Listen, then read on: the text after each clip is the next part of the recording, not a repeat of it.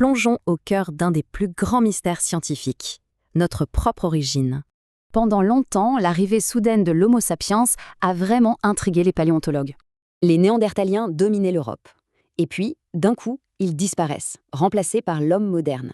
On appelle ça la double coupure, un vrai mystère à la fois biologique et culturel. Bon, si nos ancêtres ne sont pas les Néandertaliens d'Europe, alors d'où viennent-ils ? Une première idée, c'était la théorie des présapiens, une branche humaine qui aurait évolué en Europe. Le problème, la preuve principale de cette théorie était en fait un énorme canular. L'homme de Piltdown, une supercherie qui a trompé les scientifiques pendant près de 40 ans. Et ce n'est pas tout. D'autres fossiles, trouvés en Palestine, semaient encore plus le doute. Et si tout le monde cherchait au mauvais endroit, sur le mauvais continent ? Parce qu'en Afrique, des découvertes allaient tout changer et repousser nos origines bien plus loin. En Éthiopie et au Kenya, on trouve alors des fossiles d'humains modernes, mais incroyablement anciens. Les experts sont formels. Les fossiles de Kandjira sont ceux d'un Homo sapiens indéniable.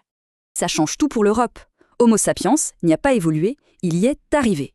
Ces premiers arrivants, les Grimaldi, amènent avec eux une culture totalement nouvelle, l'Aurignacien.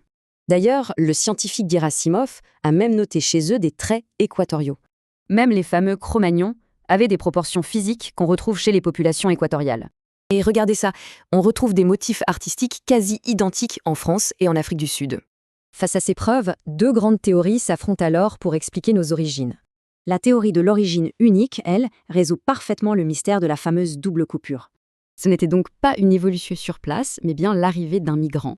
Cheikh Anta Diop a été l'un des premiers à synthétiser toutes ces preuves pour le démontrer.